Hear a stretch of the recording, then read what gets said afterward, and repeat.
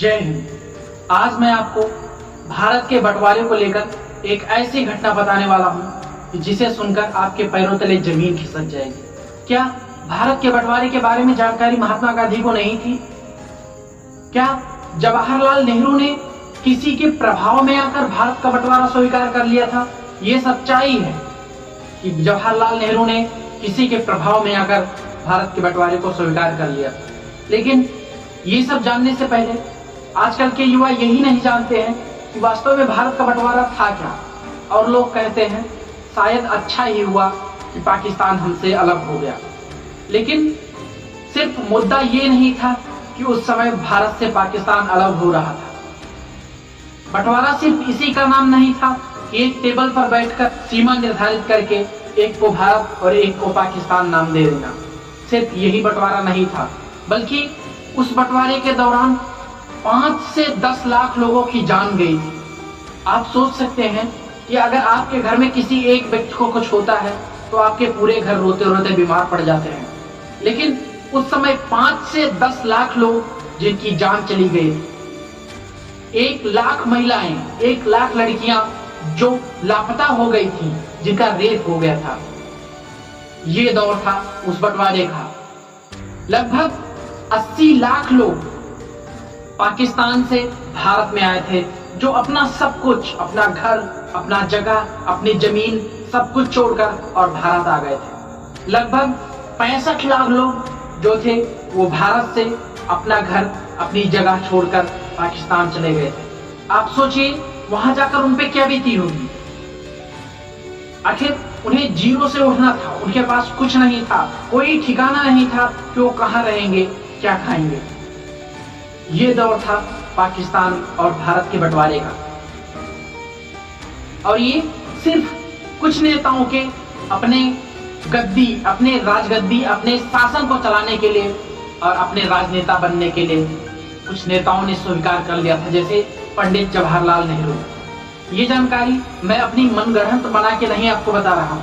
आपको अगर पढ़ना है तो 2 जून 1947 को जब लॉर्ड माउंटबेटन के अध्यक्षता में मीटिंग हुई, जिसमें पंडित जवाहरलाल नेहरू, मोहम्मद अली जिन्ना, महात्मा गांधी, अब्दुल गफ्फार खान समेत कई और नेता बैठे थे। उसमें एक स्वतंत्रता सेनानी कांग्रेस नेता डॉक्टर राम मनोहर लोहिया जी भी उपस्थित थे। और उन्होंने अपनी पुस्तक, जिसका नाम है भारत के विभाजन के गुनाहगार, उस पुस्तक में लिखी है कि उस दिन 2 जून के दिन जब मीटिंग हो रही थी, तब लॉर्ड माउंटबेटन ने एक प्रस्ताव रखा, जिसमें लिखा था कि भारत का बंटवारा संप्रदाय के आधार पर, यानी हिंदू और मुस्लिम के आधार पर कर दिया जाए। मोहम्मद अली जिन्ना ने तो इसे तुरंत स्वीकार कर दिया। लेकिन इसका विरोध पंडित जवाहरलाल नेहरू ने बिल्कुल भी नहीं किया। मतलब अंदर से वो भी स्वीकार करते थे कि हमारे भारत देश का बंटवारा हो जाए। इसका विरोध उस समय सिर्फ महात्मा गांधी और खान अब्दुल गफ्फार खान ने किया था। और उस समय ये मसला सुलझ नहीं पाया था। और बाद में अकेले बिना महात्मा गांधी को बताए जवाहरलाल नेहरू ने यह प्रस्ताव स्वीकार करके और कांग्रेस के कई सारे नेताओं को अपने पक्ष में कर लिया था। मतलब कांग्रेस के कई नेता, जिसमें पंडित जवाहरलाल नेहरू भी थे, स्वीकार कर लिए थे कि भारत का बंटवारा कर दिया जाए। बाद में जब महात्मा गांधी ने कहा कि ये बंटवारे का प्रस्ताव तो मुझे पता ही नहीं चला, तब पंडित जवाहरलाल नेहरू ने सीधा मुंह पे कहा, मैंने आपको बताया था। ये बात राम मनोहर लोहिया जी ने अपने पुस्तक में लिखी है, ये मैं अपने मन से नहीं बता रहा हूं। फिर अपनी बात को बदलते हुए पंडित जवाहरलाल नेहरू ने कहा कि आप उस समय नोआखाली में थे, जो यहाँ से बहुत दूर था, इसलिए इस पर विस्तार से आपसे चर्चा करना उस समय संभव नहीं था। तो भाई संभव नहीं था तो आपने स्वीकार क्यों कर लिया? क्या आपके नाम था ये देश? इस भारत के बंटवारे को स्वीकार करने का आपका क्या अधिकार था? जहां तक कि महात्मा गांधी